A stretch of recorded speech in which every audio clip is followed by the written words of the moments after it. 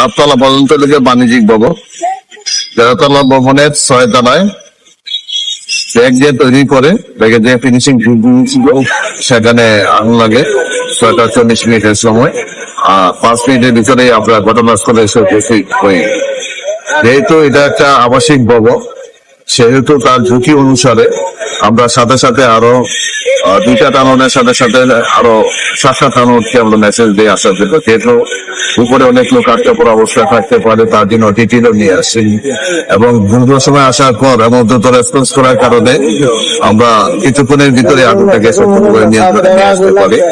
তো আগুনটা একটা রুমে সীমাবদ্ধ ছিল, অন্য কোনো দিকে ছড়াতে পারে না। হাসপাতালের বিষয়টা আমরা দেখি নাই, আমরা ব্যাংকের কথা শুনছি, ব্যাংক ছিল এবং অন্যান্য প্রতিষ্ঠান ছিল, ব্যাগের গুদাম ছিল, প্রসেসিং সেন্টার ছিল।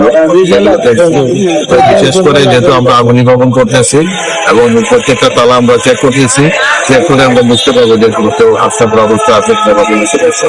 আমরা যতটুকু চেক করছি এখন আমরা আহত বা নিহতের আমাদের লোকজন প্রথমে এসে একটা পার্টি আগুন নির্বাপন কাজ শুরু করছে, আর আরেকটা সিঁড়ি আছে পিছন সাইডে, সেটা আবাসিক লোকজন নামা শুরু করে 13 তলা পর্যন্ত আমাদের লোকজন উঠছে এবং সবাইকে রুম থেকে বের করে নিয়ে আসছে, কোনো সমস্যা নাই। আমরা যারা ছিল ঘটনাস্থলে তারা বলতেছিল গতিতে শর্ট সার্কিট, কিন্তু এই বিষয়ে আমাদের ফায়ার সার্ভিস ইঞ্জিনিয়ার থেকে অগ্নিকাণ্ডে একটা তদন্ত কমিটি গঠন করা হবে।